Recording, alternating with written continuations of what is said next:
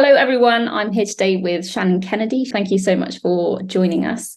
To start, would you please give us a bit of information about you, who you are, how you're connected to the polyglot world, and perhaps your kind of relationship with languages? Sure. So my name is Shannon Kennedy. I run a website called You're a Linguist, but that's not the only way that I'm connected to the language world. I've done a lot of different things over the years since I've kind of gotten into this realm, including working with drops, working with Fluent in 3 months. I'm also one of the co-founders of Women in Language, and I've done other type of projects like a podcast called Get By in Croatian, Snack Size Language, Language Conqueror. I'm a little bit all over the map, but yeah, that's kind of a short summary of who I am. There's already so much stuff. It's amazing. And then, of course, what's also really interesting about you is your connection with music. So I think what would be really nice is kind of to start with a conversation about how you started your language journey, I suppose. What was the first foreign language you learned and in what circumstances, and how that evolved, so that we can know how many you speak currently. Sure. So the music background and the languages, funnily enough, are connected. But to start with my language background, I studied French in school. And I wasn't one of those students that school didn't work for me. I also wasn't one of those students that I absolutely love studying languages in school and really accelerated at it. Sorry, my littlest one is with me. And so I studied French. And then when I really got into languages was when I was about to go do my master's degree in Belfast, Ireland. And one of the prerequisites for the program said that we needed to have a fluent reading ability in Spanish, Italian, French, and German. And so I took that very seriously. And so the summer before I left for my master's, I crammed studying all of those languages. I took lessons, I bought all the books, I did all sorts of things. And then when I got to school, I enrolled in their CEFR certification classes for those languages, and I studied them during my master's program, which was in music. And it turns out that I was the only student that was even aware of that requirement, because when I asked my advisor about it, they're like, oh, I didn't even know that that was in the booklet. So I didn't have to do it, but thankfully I did, because the program that I was in at Queen's University Belfast, they had this whole room dedicated to language learning, and that was just for language learning itself. They also had another section of the library with tons of language and linguistic related resources. And so I spent tons of time in those areas, and I really fell in love with the process of learning languages. And I also got exposure to a ton of languages that I wouldn't have otherwise. I have a Croatian background, and I had never heard the language. I just heard stories about it growing up because my grandfather had passed away before I really ever got to meet him. And that was the first place I ever found Croatian language learning resources. And so, of course, I was elated about that. I got them all, brought them home from the library, kept them as long as the library would let me. I also studied Breton music, so I got to kind of explore Breton a little bit. I studied Irish music, and so I got to explore Irish a little bit. But that's where I really fell in love with language learning, and also started to learn how to learn languages on my own. And when I graduated, obviously my degree wasn't in languages. I considered staying for my doctorate and switching my major, but I decided to move back to California, which is where I'm originally from. I started working in a normal job so that I could do music on the side more for fun. But obviously that wasn't enough for me to do. So I kind of started blogging and doing other language related things on the side, as well as doing music. And so that's how You're a Linguist started. And then You're a Linguist is what got me into other things like drops and Fluent in 3 months and all of that. So yeah. Wow, there's so much information there to unpack. Amazing. I mean, the first place I want to start for sure is, did you get to the bottom as to why the degree required these 4 languages fluently? So it was fluent reading ability, and I do know why. So essentially, when you study musicology, which is kind of related to the field of the history of music, and you do a lot of analyzing music, analyzing scores, and a lot of the big composers that people tend to go and study are from Italy, Germany, France, and Spain. And so the scores and the sources that you're studying in order to write your analyses, those are written in those languages. So, the composer's intent, or whatever introduction or anything, or the debuts of the concerts, the reviews of the concerts, and the debuts of these pieces, they're in those languages. So in order to be able to study what you're working on, you need to be able to read in those languages at the very least. So did you find that because you had gone out of your way to learn those languages to that level, that you kind of not necessarily had an edge on the other students, but that it was significantly helpful for you in your studies? Yes and no. So I didn't actually end up studying any of those types of music. I ended up studying more popular music, and I ended up focusing on France, which is a language I already had quite a bit of a background with. And so, I mean, it was useful in that it led to everything else that's happened in my life. But at the time, just other than the French language, not so much, but I enjoyed it anyways. Are you able to tell us the ways in which music and language learning are linked? Yeah, so a lot of people say that music is a language, and it very much is. It's very expressive. It's very communicative. People have used it to, talk about everything from politics to emotions to all sorts of things. The music itself, learning to play an instrument, there's a lot involved that's very similar to learning a language. The discipline, the, need to develop a habit, the process that you go through, and some of the different things that you develop in order to learn to do music, you can also apply to learning to do a language. So, I mean, the discipline is obviously the biggest one. You need to practice your instrument every single day to really excel at it. Same with languages. Consistency is just so important. But there's other things. So for example, the music that I studied was jazz. So one of the things that you do in jazz is a lot of transcription, which you can imagine is just like transcribing in languages. So you would listen to a piece of music and you would do things like shadowing. You would do things like dictation, where you'd write down what you're hearing, or you would try and figure out what you're hearing on your instrument and being able to emulate it and copy it. And those are all things that we do with language learning. So you are listening. So obviously, in learning how to do some of these things with music, I was able to carry those skills over into doing them with languages. So I already had a whole kind of little arsenal of tools from studying music that I was able to apply to studying languages. With music too, like really being able to dive in, do research. With music as well, there's a really big kind of whole mentorship thing that goes on. So you almost always have a tutor. You have older musicians who kind of inform you on how to do things and what the right processes are. And so with language learning, those are useful things too. Having a tutor, studying with someone who is an expert or a native speaker or better than you, I suppose. And then, mentorship, like finding someone or a program that can kind of help you learn a language. Because with both music and language, if you're starting out on your own and you're just trying to do it on your own, there's a lot of questions that you have. It's not super easy. So when you can find a tutor or a mentor to kind of provide you with some guidance, it's going to help you immensely, make way more progress than you would be able to otherwise. And for me too, I think that's part of why I started Eurolinguist as well, because prior to Eurolinguist, I ran a website called Teen Jazz, which I started as a teenager because I started working in music professionally as a teenager. And there were a lot of things that I had to figure out the hard way. And my dad always really pushed me to pay it forward. He's like, hey, you had a hard time figuring these things out. Now it's your duty to make it easier for the next generation to figure it out. So like make the process easier for them. So I started writing about the things that I was experiencing, the things that I was doing, the things that I was learning from older musicians, and sharing those things on the blog to kind of pay it forward and help it make it easier for the next generation. And so I naturally had that inclination with language learning as well. It's like, oh, I made this mistake. I did this the hard way. Like I was that person who would go to the bookstore and buy every single book for the language that I was learning and then just let it sit on my bookshelf.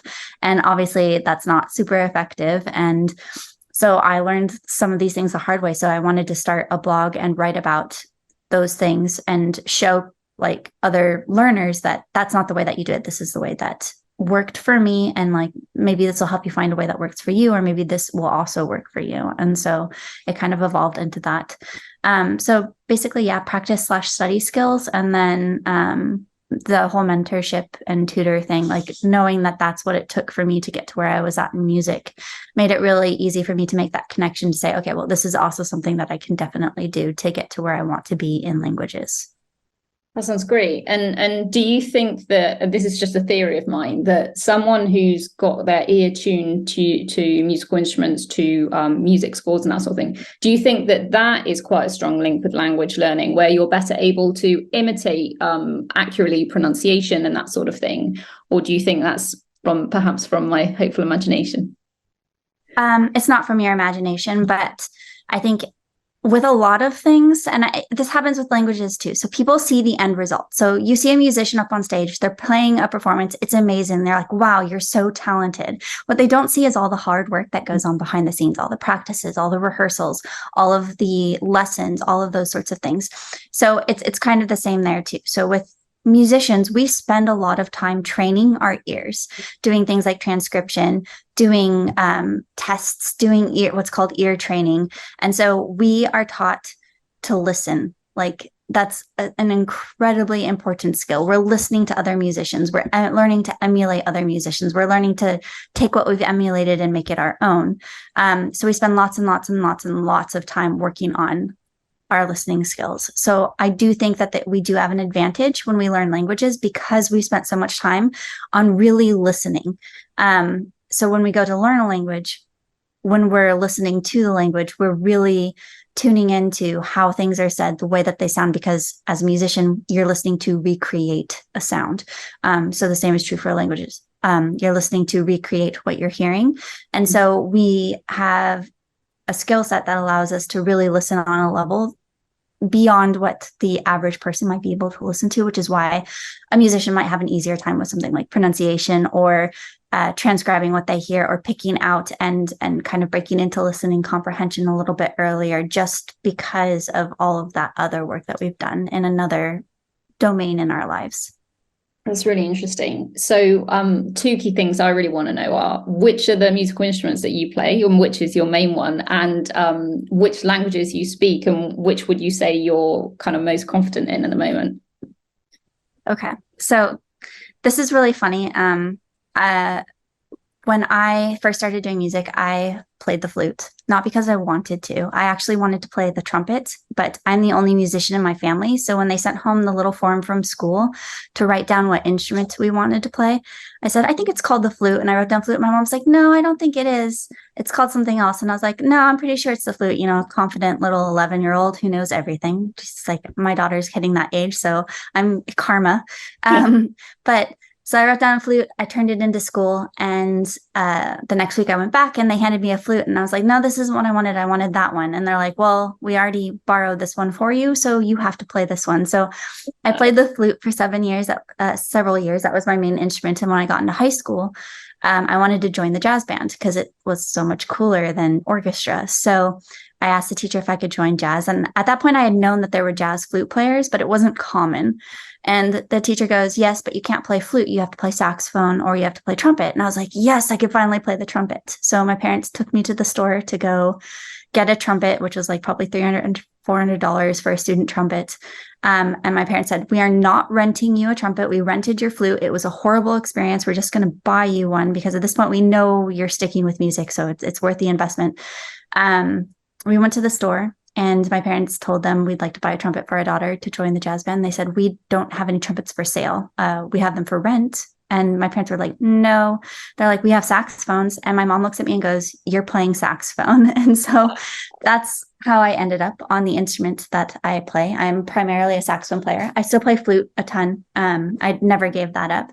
But what I really got into around high school is what's called doubling, which is where you play multiple instruments. And doing this allows you to be able to do things like theater. So I did a ton of theater performances like West Side Story and Rent and all of those sorts of things because I doubled. And essentially what that means is that you have a high level in multiple instruments and you're able to switch between them quickly, which are two separate skill sets, just like languages, like code switching. So you need to be able to switch between your languages quickly. And then, being able to speak multiple languages.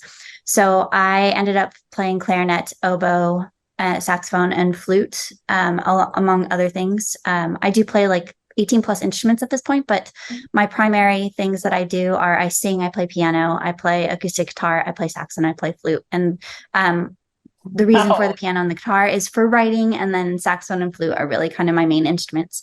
And are But how many of them are self-taught? oh, basically everything except for like oboe, clarinet, sax, and flute. The rest are pretty much self-taught. Okay. But I've taken lessons with other musicians on those other ones because those are the ones that were the most important for me to get to a high level.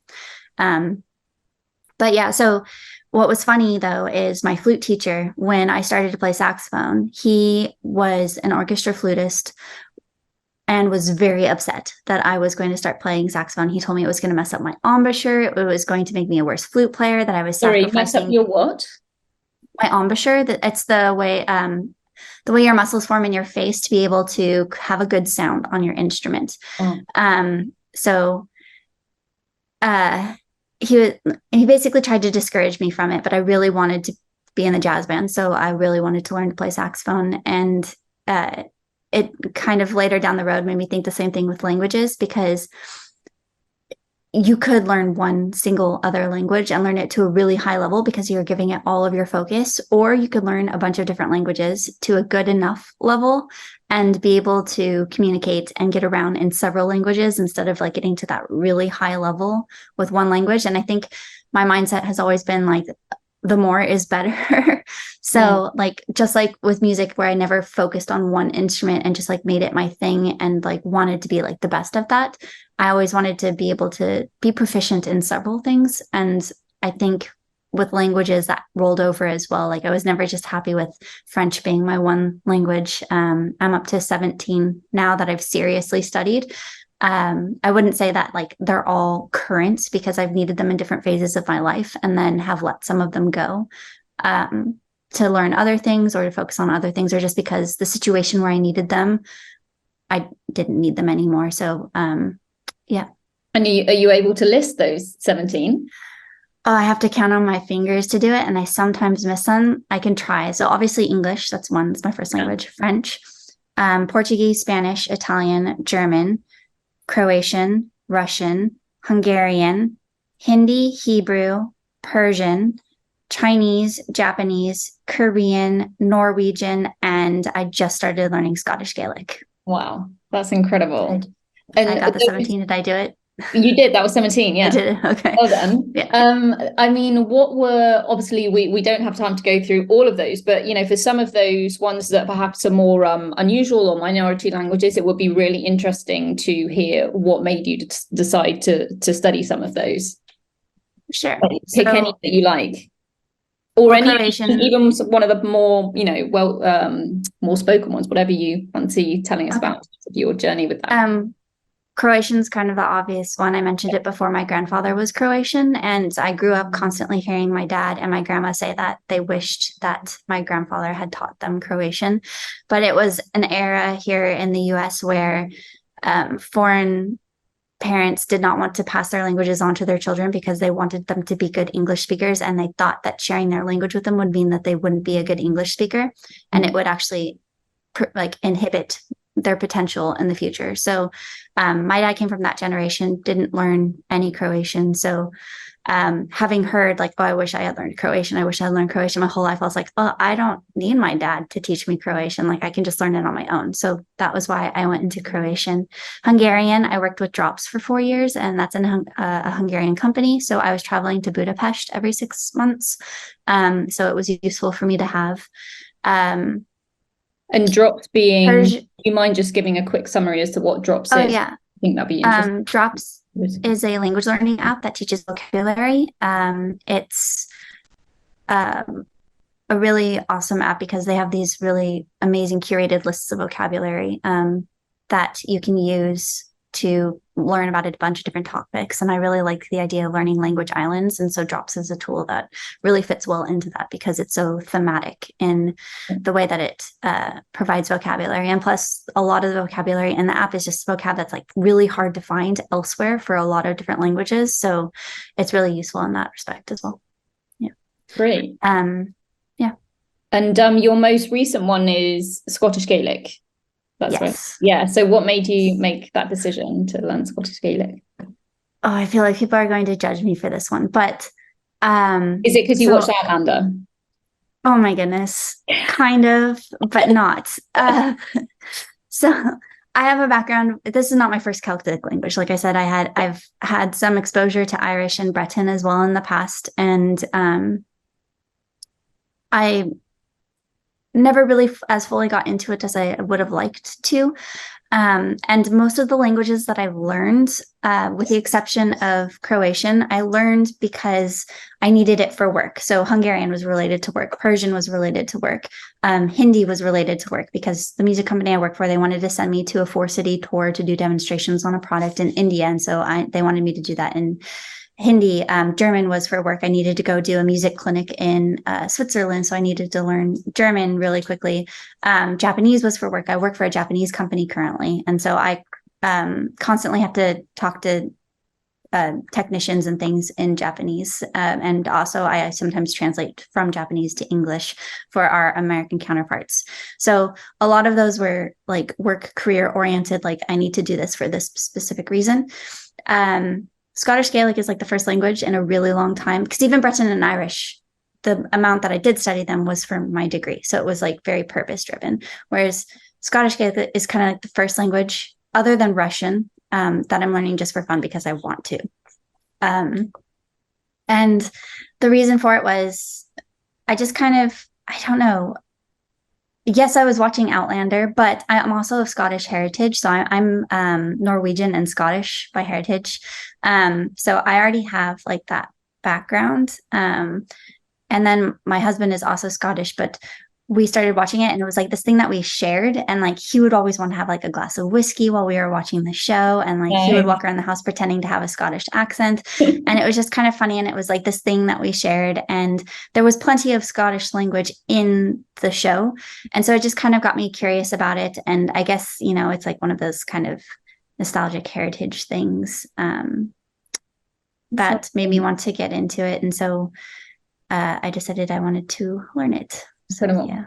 So the kind of description you've given in terms of your language learning, and you have to, you know, you've had to do it for work, that's incredibly unusual to have that range. So my question is, do you know anyone else in your industry who can and is doing that? And also, do you get hired on this basis because they know that you can learn languages so quickly and effectively? I wouldn't say I get hired because I can learn the languages so quickly and effectively. I think that it's definitely considered, though, like it's an advantage.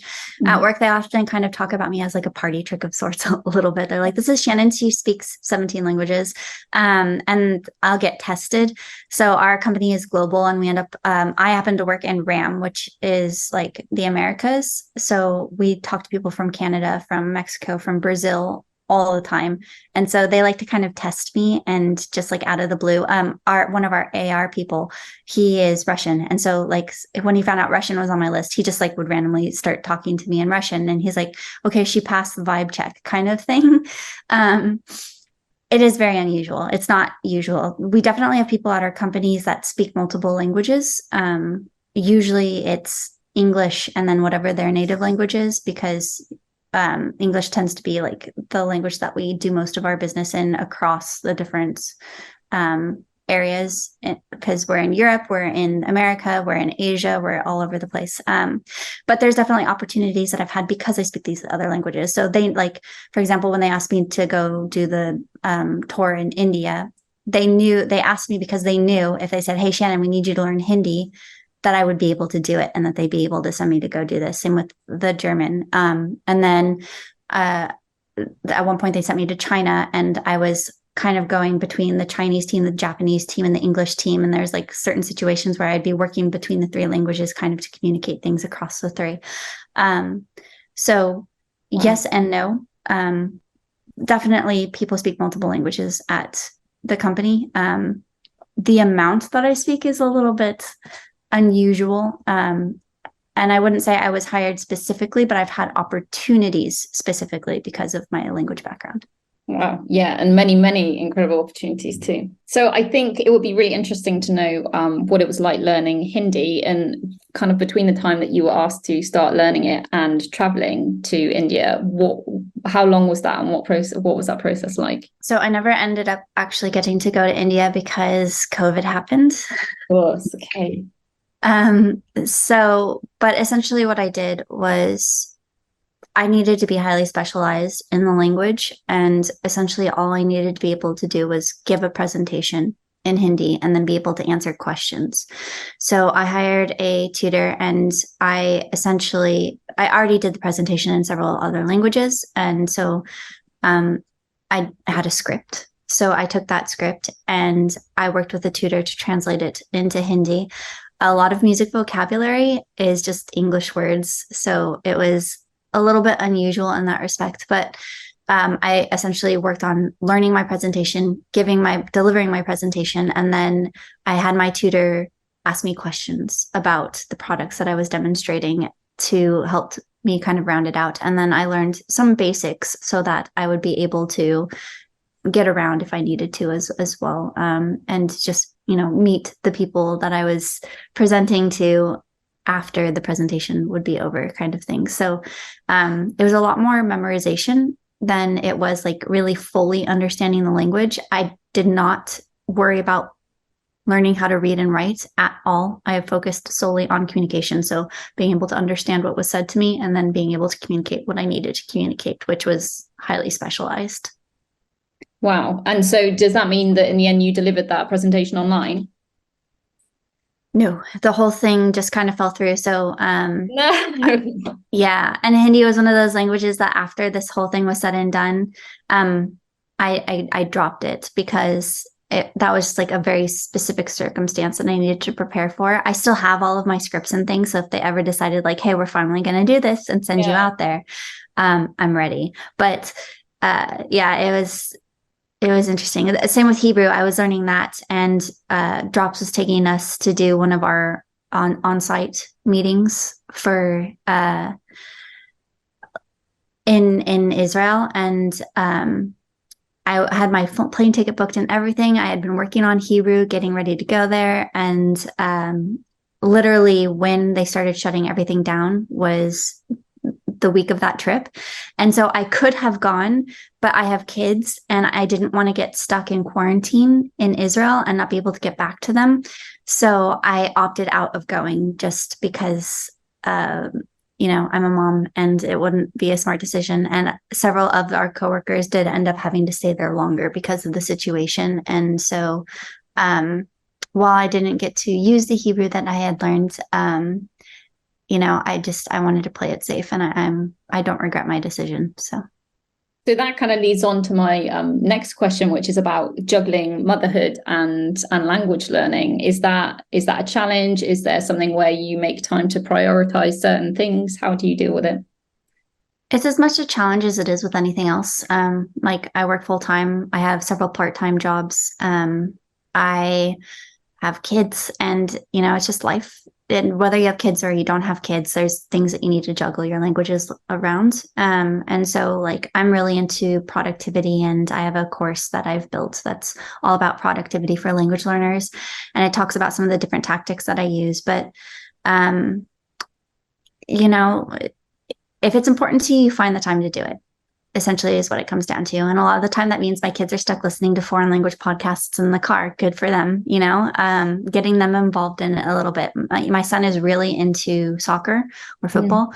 And so he's constantly, he gets exposed to these teams from all over the world. And because I speak so many languages, he'll be like, Mom, do you know any words in Croatian? And I'm like, yes, I do.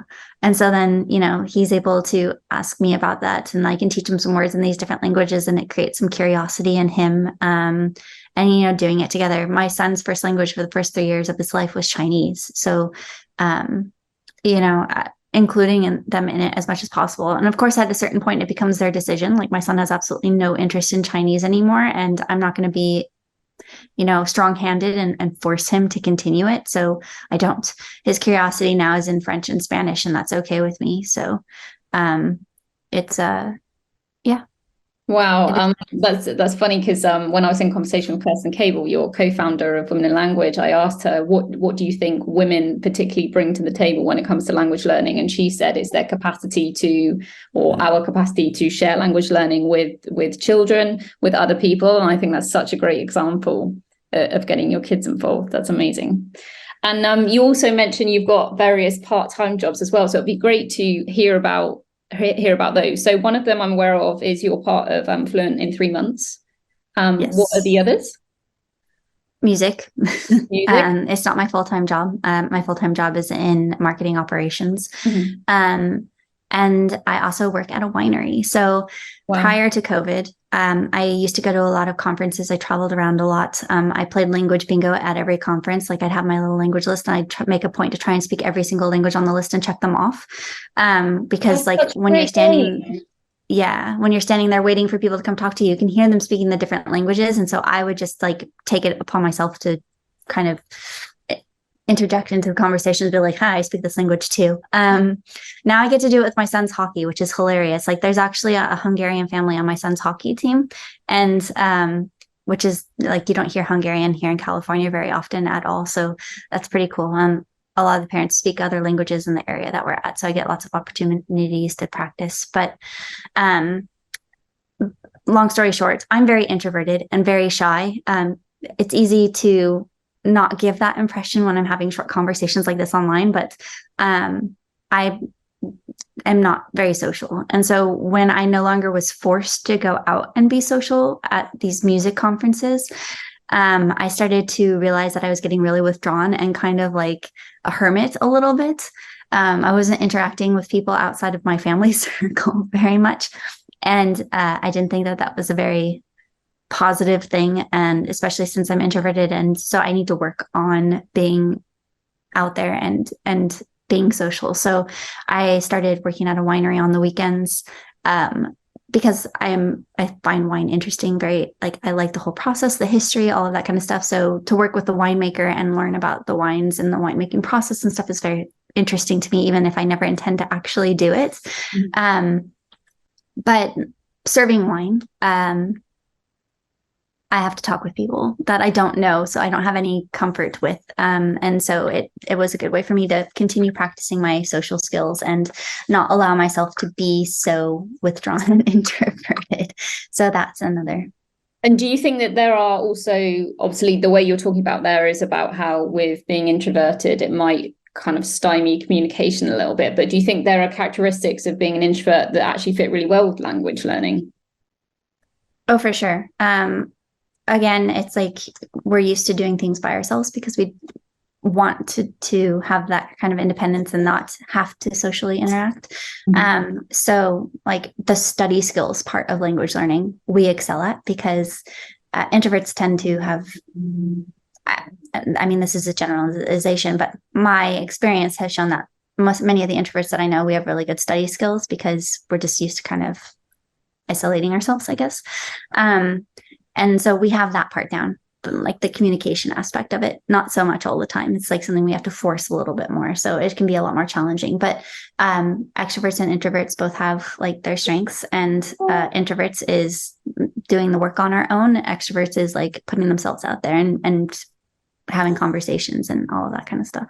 And I loved what you said earlier about how, did you say it was your dad who taught you to kind of pay things forward? Was that your father? You said, and so of course that's something that you're doing with Fluent in 3 months, right? Is that something you can talk a little bit more about? Because I don't know how long it's been going on for, but there's a program that you can sign up to, right? Yeah, so we have a program called Fluent in 3 Months Bootcamp, which was formerly the Fluent in 3 Months Challenge, which was formerly the Add One Challenge, which I think a lot of people will be familiar with. And Fluent in 3 Months took over the Add One Challenge from Brian Kwong, like 7 or 8 years ago now. It's quite a long time. And I had been working at Fluent in 3 Months as the language encourager. So I was basically interacting with people whenever they emailed the company and answering questions and serving in that capacity, also writing blog posts for them and things. And when they took over the Add One Challenge, I volunteered to kind of manage it. And so essentially what the boot camp is, which is what it's called now, is a 90-day program where you aim to be able to have a 15-minute conversation in another language at the end of the 90 days. And so there's different milestones and assignments and community aspects that help build to that point. And so I am the head coach for that program. And essentially what that means is I'm available to all the students in the program to ask questions about languages, about the program, about learning methods, about all of that. I do office hours or coaching calls regularly. I'm in direct messages with the students all the time. I also do a lot of the work itself on the course structure itself. And so it's a really fun job because I get to nerd out about languages every day a little bit. So. Yeah, sounds great. And I'm assuming that everyone watching knows, of course, that Fluent in 3 Months is off the book that Benny Lewis wrote. I wasn't actually aware that it had taken over from a different program by someone else. So that's really interesting. Wow. Okay. And I think I have further questions just going back because you've studied so many really interesting languages. If you could talk about your experience with Breton and why you chose to study that and what that was like and how you got your practice in. Yeah, so I did my master's degree in Belfast, Ireland, and obviously there was most of the students there were studying Irish composers, Irish music, and while I thought that was really interesting, that wasn't where my heart was. I had, like I told you, a background with French, and so I really wanted to make use of that. I had family in France, so I went to France quite regularly as well. And since I was in like a Celtic environment, I wanted to stay true to that, but also deviate from that a little bit. And so there is actually a part of France that has Celtic heritage, which is Brittany. And so they have their own Celtic language. There's a lot of elements of Celtic culture that are there. And so that kind of really called to me. And I decided that I wanted to study Breton music. And what I ended up studying was the use of language and music as a part of identity in Breton culture. And so I got to travel to Brittany, go to Festnos, which are like these dance parties that they have with Breton music and things, and where the language is used. And I studied Breton ballads. And essentially, I learned enough of the language to be polite and kind of integrate myself a little bit. But most Bretons today speak French just fine. And so really that was the language that I primarily navigated around in. But, you know, having been so deep in Breton culture, obviously I had quite a bit of exposure to the language as well. And so you say it's got a Celtic origin. Has it also been influenced by Latin languages? Is it still in some regards quite similar to French, or are they completely different? They're completely different. It's absolutely its own, as much as Irish and English are related, Breton and French. Okay. So totally different. Wow, that sounds so interesting. And then, of course, what would be really interesting to know is about your blog. What are the elements of your blog in terms of, do you provide a service? Have you published books? Is there a podcast, that sort of thing? It would be really interesting. A little bit of everything. Wow. So I have courses, and my main thing is Language Conqueror, which is essentially a monthly quest. They're thematic. So I started this with my friend Caitlin Sakassis, and I now run it on my own. But basically, one of the things that Caitlin and I had learned was that if you do language learning through some other vehicle that you're passionate about, you're going to have a much easier time doing it. So for me, in a lot of cases, that has been music. But I also, like, one of my favorite ways to study languages is with video games. And I've also used other things. I love reading, so I read a ton. And then I also read in other languages. Like, I don't like to reread books because I feel like I'll never have enough time to read all of the books that I want to read in my life anyways. So if I want to reread something I've loved badly, I will reread it in another language. So that way I feel like there's some value in it and there's purpose. But essentially what Language Conqueror is we show you how to take these passions and study your languages through them and to like more easily incorporate language learning into your life, because you're essentially stacking it on top of something else that you're already finding time for in your life. And so for example, one of the quests is all about cooking and like food, because almost like most people love food. And so it's a part of our life in some way. And there's lots of ways that you can use food to work on your languages, like going to the restaurant where the language is spoken, studying the menu in advance, or, imagining that you're going to the country and looking up restaurants in the country and imagining like ordering those things, or learning to cook dishes from the country where your language is spoken. There's like tons of different ways. For a long time in my Chinese lessons, my Chinese teacher and I would just cook together. So one lesson, she would cook something and she would explain what she was doing to me in Chinese. And the next lesson, I would teach her to make something American and explain everything that I was doing to her. And so there's all of these different ways that these other parts of our lives that are important to us can be kind of merged with our language learning lives, so that they're not these separate things that where, it's always like, oh, when am I going to find time for language learning? Or like, I don't have time to study my language. I've got all of this other stuff going on. It's like, well, they don't need to be separate things. So that's kind of what Language Conqueror does. So that's the main thing. I also have courses for, like I mentioned before, time management. One is called Language Learning Accelerator, and the other one is called Busy, the Busy Language Learner. And so those are things. I have a podcast called Snack Size Languages, and then I also have a podcast called Get By in Croatian, which is like an 8-lesson course, essentially for free, a podcast that helps introduce learners to Croatian. And yeah, I also have a book that's also called Language Learning Accelerator. It's essentially the book version of the course. So I honestly am so in awe right now. I don't know how you find the time to do all the things that we've discussed. And we haven't even yet talked about, women in language. And I'll just talk about ask you about this briefly, because I know we're running out of time, but what made you decide that women in language, well, if you wouldn't mind just giving a quick definition of what it is, and what made you think it would be a worthwhile project to pursue? So Women in Language was an online event that was co-founded by Lindsay Dow, Kirsten Cable, and I. And it was kind of this brainchild that came from Lindsay, and she brought it to Kirsten, and I said, hey, I'm thinking about doing this thing. What do you guys think? And we were absolutely, yes, absolutely. That was our answer. But essentially what Women in Language is it's a platform to champion and amplify lesser heard voices in language learning. So that's female voices. It started initially as female voices, and then we expanded a little bit, as the years progressed. But basically giving people the opportunity who wouldn't normally be heard at online events the chance to speak.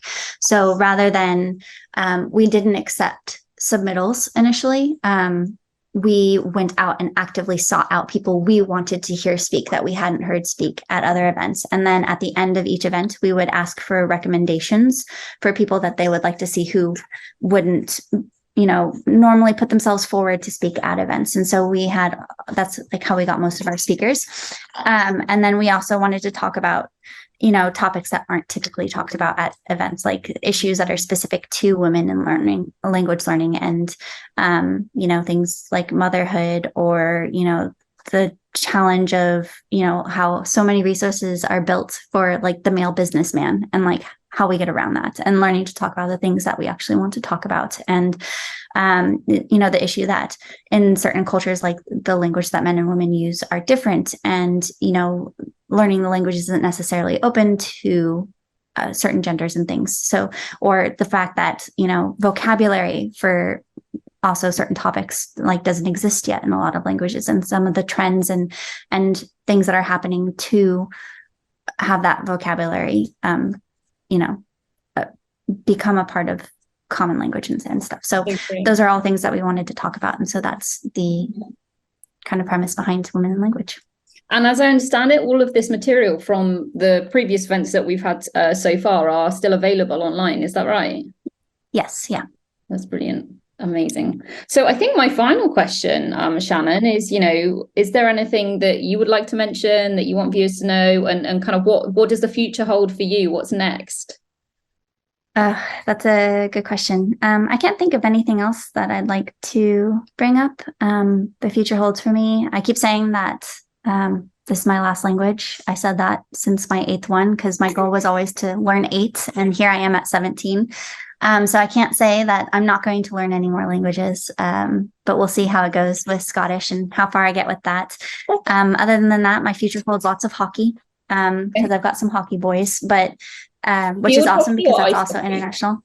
Ice hockey. Ice hockey. Okay. Wow. Incredible. All right. Thank you so much. I feel like I've like lived through your life in this call because we went through so much stuff, and you're clearly a very busy woman who's very capable of juggling a million things at a time. I mean, even now you're juggling childcare whilst talking to me. So I'm super impressed. Thank you so much, Shannon. It's been a pleasure talking to you. Yes, thank you. It's been a pleasure. Thank you.